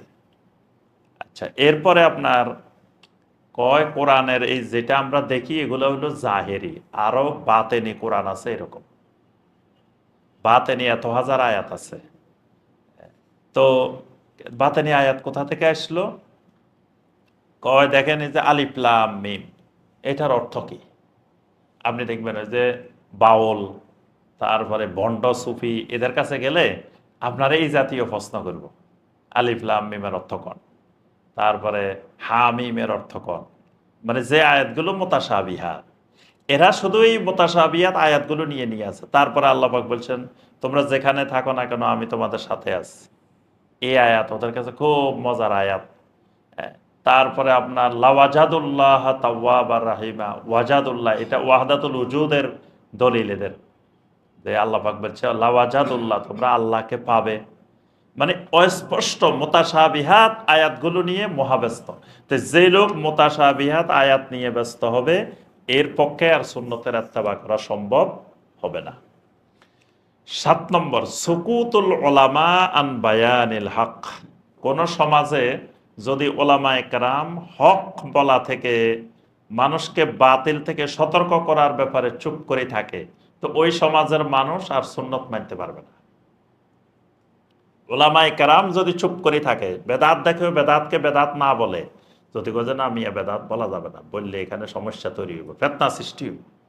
হ্যাঁ, তো বেদনা সৃষ্টি হইব কই কই বসে থাকতে থাকতে থাকতে সমাজে বেদাত এত সুন্দর করে প্রতিষ্ঠিত হয়েছে, এবার আর মানুষ ওই বেদাত করতে আসলে আর ইমাম সাহেবের জিজ্ঞেস করে না, কারণ এটা তো প্রতিষ্ঠিত হয়ে গেছে। তো প্রথম যখন শুরু হয়েছে তখন যদি ওলামায়ে কেরাম শক্তভাবে এটার বিরুদ্ধে বলতো, তাহলে এটা কিন্তু সমাজে শিকড় কাটতে পারতো না। আমার ওই যে সবসময় বলে মাজু খান একজন মুরব্বী ছিলেন, মারা গেছেন। তো মুরব্বী হজের থেকে এসে যখন সহি আমল করা শুরু করছে, তখন উনি মসজিদের সভাপতি। তো মসজিদের সবাই একদিন সালিশ বসছে যে সভাপতি সাহেব এইভাবে নামাজ পড়ে কেন, এইভাবে করে কেন। তো সভাপতি সাহেব ব্যাখ্যা দিচ্ছে যে এগুলা কোরআন হাদিসে আছে, আর আমি মক্কার ইমাম, মদিনার ইমামদেরকেও দেখে এসেছি, তারা এইভাবে নামাজ পড়তেছে, এইভাবে করতেছে, আমি এই জন্য করি। কয় না, তাহলে আপনি সভাপতি থাকতে পারবেন না, বাদ। ঠিক আছে, সভাপতি থাকলাম না। খালি সভাপতি বাদ না, আপনি আর এই মসজিদে নামাজও পড়তে পারবেন না, এই মসজিদে আর আপনি আসতেও পারবেন। আচ্ছা, আসবো না, ঠিক আছে। উনি চোখের পানি পেলে মসজিদ থেকে চলে আসছে। এখন ইমাম সাহেবের ধরছে, ইমাম সাহেবের ডাকছে, ডাকি কয় ইমাম সাহেব বলেন তো, ওই যে উনি যে এইভাবে নামাজ পড়ে, এই সভাপতি সাহেব, এটা কোরআন হাদিসে আছে? তো ইমাম সাহেব কয় না, উনি যেটা পড়ে এটাও আছে, আমরা যেটা পড়ি এটাও আছে, দুটাই আছে। এবার কয় তাহলে ইমাম সাহেব এটাও রাখা যাবে না, এটাও বাদ। কেন কইল যে এটা উনার নামাজ, এটা কোরআন হাদিসে আছে, এজন্য ইমামও বাদ। তাহলে এই যে ওলামায়ে কেরাম যখন সত্য বলা থেকে বিরত থাকবে, হক বয়ান থেকে বিরত থাকবে, তখন ওই সমাজে সুন্নতের ইত্তেবা উঠে যাবে। আস্তে আস্তে বেদাত ওই জায়গাগুলো দখল করে নেবে। 8 নম্বর, আল কুউদু ওয়াত তাসাকুলু আন হুদুরে মাজালিসিজ জিকির। জিকিরের মাজলিসে উপস্থিত হওয়ার থেকে যখন মানুষ দূরে সরে যাবে, যে ব্যক্তি দূরে সরে যাবে সে সুন্নতের ইত্তেবা করতে পারবে না। ধরেন আপনি কোনো দ্বীনি মাজলিসে, কোনো হালাকায় কোথাও বসেন না, আপনি বলেন যে মিয়া আমি সব জানি, আমার ওখানে বসার দরকার নেই। আপনি জানলেও তাও এই মজলিসে বসতে হবে, কারণ আমি যে কথাগুলো বলছি অনেক কথা আপনারা জানেন না এরকম না, সবে জানা কথা। তাই জানা কথাগুলোই কিন্তু বারবার বলতে হবে, বারবার শুনতে হবে। জিকিরের মজলিসে বসার মধ্যে আল্লাহ পাক একটা বরকত দিবেন। এখানে ধরেন আপনি সব জানা কথা, কিন্তু জানা কথাও শোনার জন্য যখন বসছেন, এই মজলিসের একটা বরকত আছে, এই মজলিসের একটা ফজিলত আছে। এই মজলিসকে নবী সাল্লাল্লাহু আলাইহি ওয়াসাল্লাম রিয়াদুল জান্নাহ বলছেন, জান্নাতের বাগান বলছেন। এই মজলিসে ফেরেশতারা বসে যায়। এই মজলিসের ব্যাপারে আল্লাহ পাক তার নিকটবর্তী ফেরেশতাদের সাথে আলাপ আলোচনা করেন। এই মজলিসে আল্লাহ পাক সাকিনা নাজিল করেন। তো তাহলে এই মজলিসের একটা বরকত আছে। আপনি যখন এরকম জিকিরের মজলিসে বসবেন, তখন দেখবেন আপনার মধ্যে সুন্নত মানতে ভালো লাগবে, মজা পাইবেন। সুন্নত মানাটা অভ্যাসের ব্যাপার এবং মজার ব্যাপার, কিন্তু এই মজা আপনি ততক্ষণ পাবেন না যতক্ষণ জিকিরের মজলিসে হালাকায় বসবেন না। হালাকা থেকে দূরে দূরে সবসময় সবসময় ওই বেনামাজির সাথে বসে বসে আড্ডা দিতেছেন, তারপরে সুদখোরের সাথে, ঘুষখোরের সাথে, মদখোরের সাথে আপনি বসে বসে আড্ডা দিতেছেন, আবার আপনি সুন্নত মানবেন না, এটা সম্ভব না। এই জন্য সুন্নত মানতে হলে, সুন্নতের ইত্তেবা করতে হলে বেশি বেশি জিকিরের মজলিসে বসতে হবে। জিকিরের মজলিস থেকে দূরে থাকার সুযোগ নাই। কয়টা গেল? 8টা। 9 নম্বর আসেন, আল ইতিমাদ আলা নুসুসিন নববিয়্যা আদ-দাঈফা ওয়াল মাওদুআ। আপনি যদি সহি হাদিস বাদ দিয়ে দঈফ হাদিস আর জাল হাদিসের উপরে নির্ভরশীল হয়ে যান, তাহলেও আপনি সুন্নতের ইত্তেবা করার সুযোগ পাবেন না। সহি হাদিস আপনার কাছে প্রাধান্য পায় না, দঈফ হাদিস আর জাল হাদিস। দঈফ হাদিস, জাল হাদিস কিন্তু খুব আকর্ষণীয়। দেখবেন জাল হাদিসের মধ্যে এত সুন্দর সুন্দর ফজিলত বয়ান করা থাকে, কারণ এই হাদিসগুলো বানানোই হয়েছে মানুষকে আকর্ষণ সৃষ্টি করার জন্য। তা আপনি সহি হাদিসে তো ওই আকর্ষণ পাইতেছেন না, কিন্তু জাল হাদিসে ওই আকর্ষণ পাইতেছেন, মজা পাইতেছেন। তা আপনি বলতেছেন যে না, অসুবিধা নাই, আমলের ক্ষেত্রে দঈফ হাদিস জাল হাদিসও মানা যায়। এই যে আপনি দঈফ হাদিস জাল হাদিসের প্রতি আকর্ষিত হবেন, সুন্নতের ইত্তেবা করা সম্ভব হবে না। কারণ দঈফ হাদিস এবং জাল হাদিসের উপরে বিশ্বাস করে আমল করা বেদাত। এটা বেদাতের একটা ভিত্তি, ফাউন্ডেশন। এই জন্য বেদাত মুক্ত হইতে হলে আপনি দঈফ হাদিস ছাড়তে হবে, জাল হাদিস ছাড়তে হবে, সহি হাদিসের আমল করতে হবে। কিন্তু কেউ যদি সহি হাদিসকে প্রাধান্য না দিয়ে দঈফ হাদিস আর জাল হাদিসকে প্রাধান্য করে, এগুলো তো হাদিস। কেউ কেউ বলে যে মিয়া এটা দঈফ হাদিস হলে কি হয়েছে, এটাও তো হাদিস। জাল হাদিস হলে কি হয়েছে, এটাও তো হাদিস। হ্যাঁ, কিন্তু এটা হাদিস হইলেও এটা হাদিস না। জাল হাদিস হাদিসই না, কিন্তু হাদিস নামে প্রচারিত হওয়ার কারণে আমরা হাদিস বলি এটারে। আর দঈফ হাদিস নবী সাল্লাল্লাহু আলাইহি ওয়াসাল্লামের হাদিস কিনা এটা সন্দেহ আছে, হইতেও পারে, নাও হইতে পারে।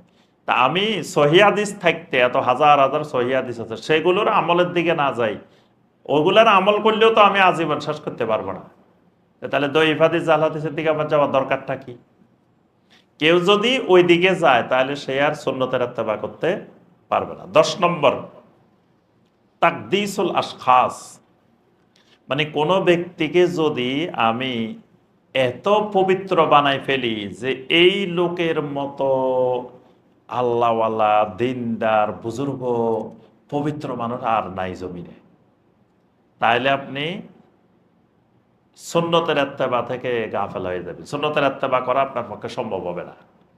কারণ জমিনে কোনো ব্যক্তিকে আপনি পবিত্রতা ঘোষণা করতে পারবেন না, কারণ আপনি তার বাহ্যিক রূপ দেখেন, আভ্যন্তরীণ রূপ আপনি দেখেন না। আভ্যন্তরীণ রূপ একমাত্র আল্লাহ সুবহানাহু ওয়া তাআলা জানেন। তার ভিতরের অনেক আকীদা আছে, তার চিন্তাধারা আছে, তার সে কাজগুলো সে কি ইখলাসের সাথে করে, নাকি রিয়া আছে, নাকি আছে, অনেক কিছু থাকতে পারে যে বিষয়গুলো আপনি জানেন না।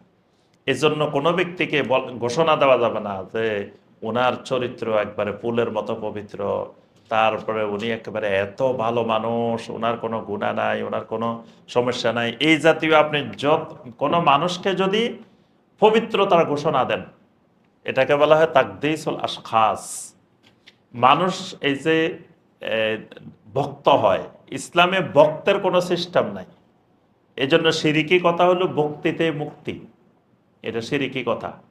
তো এই যে ভক্ত হয় কেন? মানুষ মনে করে যে এই লোকটা অনেক আধ্যাত্মিকতা সম্পন্ন, অনেক ক্ষমতা সম্পন্ন, অনেক। এই তাকদীসুল আশখাস যখন কাউকে করবে, তখন সে আর সুন্নতের ইত্তেবা করতে পারবে না। 11 নম্বর, জাআলুল মাযহাবে দীনান। কেউ যদি মাযহাবকে দিন বানায় ফেলায়, মাযহাব অনুসরণ করা যাবে দিন মানার জন্য, কিন্তু যদি মাযহাবটাই দিন হয়ে যায় তো সেও সুন্নতের ইত্তেবা করতে পারবে না। কারণ মাযহাবের এমন এমন বিষয় আসবে মাযহাবের নামে যেগুলো সুন্নতের পরিপন্থী। তো এখন আমি যদি কই না মাযহাবে যেটা আছে এটাই, এর বাইরে যাওয়া যাবে না, তার অর্থ হলো সে সুন্নতের ইত্তেবা করতে পারবে না। এগুলো হলো সুন্নতের ইত্তেবার ক্ষেত্রে বড় বড় প্রতিবন্ধক। এই প্রতিবন্ধকতাগুলো দূর করলে তাহলে সুন্নত মানা, সুন্নতের ইত্তেবা করা সহজ হবে। এই প্রতিবন্ধকতা দূর না হলে সুন্নতের ইত্তেবা করা কঠিন, সম্ভব না। তো সম্মানিত ভাই ও বোনেরা, আমরা আর আলোচনা দীর্ঘায়িত করব না। তো এই যে কারণগুলো সংক্ষেপে আমরা আলোচনা করলাম, এই কারণগুলো আমাদের প্রত্যেকের থেকে দূর করা দরকার। তাহলেই আমরা পরিপূর্ণ সুন্নতের অনুসরণ করতে পারবো, যেটা আল্লাহ পাক আজ-জুখরুফের 43 নম্বর আয়াতে বলছেন, ফাস্তামসিক বিল্লাযী উহিয়া ইলাইকা ইন্নাকা আলা সিরাতিম মুস্তাকিম। হে নবী, আপনার উপরে যে ওহী হয়, ওহীকে আপনি শক্ত করে ধরেন, তাহলেই আপনি সিরাতে মুস্তাকিমের উপরে থাকবেন। ওহীর পথই একমাত্র মুক্তির পথ, সিরাতে মুস্তাকিমের পথ। এই রাস্তা ধরতে হইলে এই প্রতিবন্ধক যে বিষয়গুলো আলোচনা করলাম এগুলো থেকে আমাদেরকে দূরে থাকতে হবে। আল্লাহ পাক আমাদের সবাইকে তৌফিক দান করুন। আল্লাহ সুবহানাহু ওয়া তাআলা আমাদের আজকের এই হালাকাকে, জিকিরের মাজলিসকে আল্লাহ পাক কবুল করে নিন। আল্লাহ রাব্বুল আলামিন আমাদের সবাইকে সুন্নতের পরিপূর্ণ ইত্তেবা করার তৌফিক দান করুন। আচ্ছা, একজন প্রশ্ন করেছেন, এলএলবি বা এলএলএম করার পর বিভিন্ন সুদী ব্যাংক বা এনজিও অথবা সুদী ঋণ নিয়ে যে কোম্পানি চলে, এমন কোম্পানিতে ল অ্যাডভাইজার বা লিগ্যাল কাউন্সিলর বা লিগ্যাল এক্সিকিউটিভ হিসেবে জব করা যাবে? এই ডিগ্রি নেওয়ার পর হালাল রুজি হিসাবে কি কি করা যেতে পারে ওকালতি বা কোর্টে প্র্যাকটিস ব্যতীত? জি, প্রথম কথা, এই এলএলবি এলএলএম করার পরে আপনি যে চাকরিগুলোর কথা বলছেন, সুদী ব্যাংক বা এনজিও বা সুদী ঋণ নিয়ে যে কোম্পানি চলে, এখানে আপনি কোনো ধরনের চাকরি আপনার জন্য বৈধ না, সম্পূর্ণ হারাম। যে চাকরিই হোক, law adviser, legal counsellor, legal executive তো অবশ্যই হারাম। এর বাইরে আপনি যদি এসব প্রতিষ্ঠানের ড্রাইভারও হন তাও হারাম। যদি এসব প্রতিষ্ঠানের অন্য কোনো চাকরি করেন তাও হারাম। কারণ সূরা আল মায়েদার 2 নম্বর আয়াত আল্লাহ পাক বলছেন, ওয়ালা তাআওয়ানু আলাল ইসমে ওয়াল উদওয়ান, গুনাহ এবং সীমা লঙ্ঘনের কাজে তোমরা একজন আরেকজনকে সহযোগিতা করিও না। তো এখানে সুদের ব্যবসা চলতেছে, সুদের লেনদেন চলতেছে, সুদের কোম্পানি, এখানে কোনো ধরনের সহযোগিতা ইসলামে জায়েজ নেই, সব চাকরি হারাম। এখন এই ডিগ্রি নেওয়ার পরে হালাল রুজি হিসাবে কি কি করবেন? হালাল রুজি হিসাবে হালাল যত সিস্টেম আছে, যত পদ্ধতি আছে সব গ্রহণ করবেন। এলএলবি করলে যে খালি এই কাজে করতে হবে তা তো না। এলএলবি করে তো আপনি যে কোনো কিছু করতে পারেন। আপনি শিক্ষক হতে পারেন, শিক্ষকতা করতে পারেন, তারপরে আরও যে সমস্ত হালাল ব্যবসা বাণিজ্য আছে সেগুলো করতে পারেন, বা হালাল যে চাকরি আছে সেই চাকরিগুলো আপনি করতে পারেন। আল্লাহ পাক আপনাকে হালাল রিজিকের ব্যবস্থা করে দিন। মেয়েরা বাড়িতে মাহরামদের সামনে আট-ষাট ছেলেদের পোশাক পরলে চুল উঁচু করে বাঁধলে গুনাহ হবে? মাহরামদের সামনে এগুলা করলেও কি আল্লাহ লানত বর্ষিত হবে? বাড়িতে মাহরামদের সামনে ওড়না ব্যবহার না করলে গুনাহ হবে? এখানে যে বিষয়গুলো বলছেন এই বিষয়গুলো অবশ্যই গুনাহ হবে। মাহরাম মানি এমন না যে মাহরামের সামনে আপনি একেবারে অশালীনভাবে ঘোরাফেরা করবেন। বাবার সামনেও মেয়ের অশালীনভাবে ঘোরাফেরা করার সুযোগ নেই। তারপর আপনার ভাই, ভাই হলেও ভাইয়ের সামনেও আপনি অশালীনভাবে ঘোরাফেরা করার অধিকার নেই। হয়তো গায়রে মাহরাম হলে আপনি যেভাবে হেজাব করবেন, একেবারে সব ডেকে রাখবেন, প্রকাশ যাতে না পায়, সেখানে আপনি কণ্ঠের হেফাজত করবেন, সব কিছুর যে হেজাবের যে বিধিবিধান, এখানে মাহরামের সামনে হয়তো একটু শিথিল। ধরুন আপনি চেহারাটা খোলা রাখতে পারবেন, তারপরে আপনি মাহরামের সাথে কথা বলতে পারবেন, কণ্ঠের পর্দা লাগবে না, এরকম কিছু কিছু জিনিস আপনার শিথিল। কিন্তু তার অর্থ আপনি আটশাট পোশাক পরে, তারপরে ওড়না ছাড়া, চুল উঁচু করে, ছেলেদের পোশাক পরে, এগুলো পরে ছেলেদের পোশাক তো মেয়েদের জন্য এমনি হারাম, বাইরে গেলেও হারাম, ঘরে পড়লেও হারাম। চুল উঁচু করে বাঁধা, এটা তো বাইরেও হারাম, ঘরেও হারাম। হ্যাঁ, এটা জাহান্নামী মহিলাদের আলামত, নবী সাল্লাল্লাহু আলাইহি ওয়াসাল্লাম বর্ণনা করছেন। আটসাট পোশাক পোশাক, এটা ঘরেও হারাম, বাইরেও হারাম। এই কাজগুলো মাহরামের সামনেও করা যাবে না, মাহরামের সামনেও এই কাজগুলো হারাম হবে। আল্লাহ রব্বুল আলমিন আমাদের সবাইকে সঠিকভাবে দিন জেনে, দিন বুঝে, দিন মানার তৌফিক দান করুন। জি বলেন ভাই।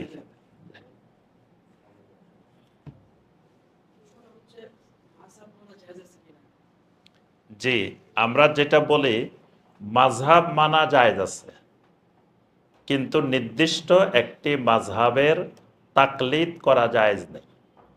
মানে তাকলিদ মানে অন্ধ অনুসরণ, যে মাযহাব যা বলে তাই দিন, যেটা আমরা বললাম যে মাযহাবকে দিন বানানো জায়েজ নেই, কিন্তু দিনের জন্য মাযহাব মানা জায়েজ।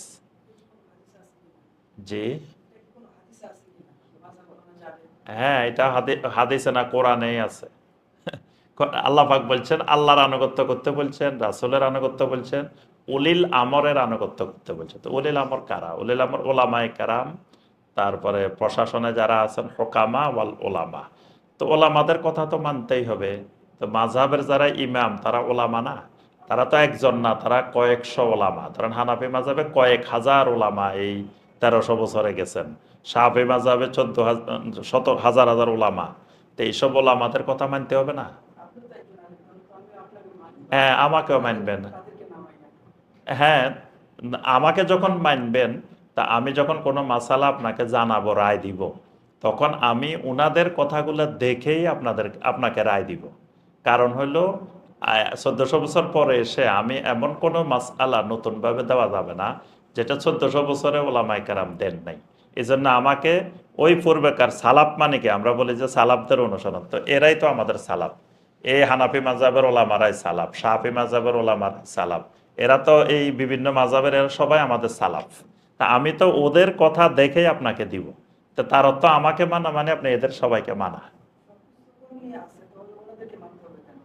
কোরআন বোঝার জন্য মানতে হবে। কোরআন যে আমি সব বুঝি না, ওনাদেরকে মানতে হবে। কোরআনের একটা আয়াত, এই আয়াতটা তো সরাসরি আমি বুঝতেছি না, এই বোঝার জন্য ওনাদের সহযোগিতা নিতে হবে। জি, জানাও বলতে পারেন, সহযোগিতাও বলতে পারেন, যেটা বলেন তাদের থেকে জানতে হবে, সহযোগিতা নিতে হবে। হ্যাঁ, না নিয়ে তো আমি একা একা কাউকে রায় দিতে পারবো না। কোরআন বুঝতে হলে আমাকে তাফসির ইবনে কাসির দেখতে হবে, কুরতুবি দেখতে হবে, একটা আয়াত বুঝতে হলে। তো তা আমি কুরতুবি থেকে জানলাম না, ইবনে কাসির থেকে জানলাম না। তো ওই যে কুরতুবি যে কথা, আবু হানিফা এই কথা, শাফি একই কথা, সবাই তো আলেম, সবাই থেকে জানলাম। এমন এমন জিনিস আছে যেটা আপনি কুরতুবির কাছে পাইবেন না, যেটা শাফির কাছে যাওয়া লাগবে, মালিকের কাছে যাওয়া লাগবে, আহমদ বিন হাম্বলের কাছে যাওয়া লাগবে। আরে ভাই, কথাটা আপনি ফাঁসাইতেছেন কেন? হ্যাঁ, তার কাছে অবশ্যই যেতে হবে, শুধু কোরআন মানা যথেষ্ট না।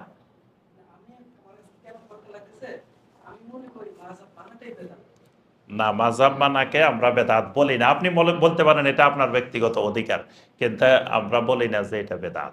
আর আমার সাথে আপনার সব মিলতে হবে এটাও জরুরি না। আপনারটা আপনার নিজস্ব ব্যাপার, কিন্তু আপনি যেহেতু আমার কাছে জানতে চাইছেন, তা আমি বলবো যে মাযহাব মানা বেদাত না।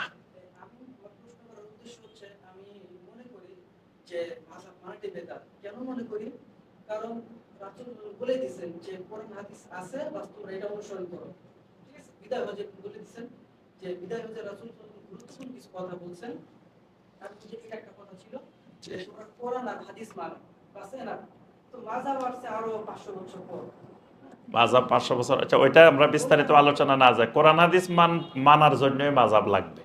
মানে কোরআন হাদিস মানতে গেলে, আপনি কোরআন হাদিস মানতে গেলে হাদিস এক বিষয়ে 5 ধরনের হাদিস আছে।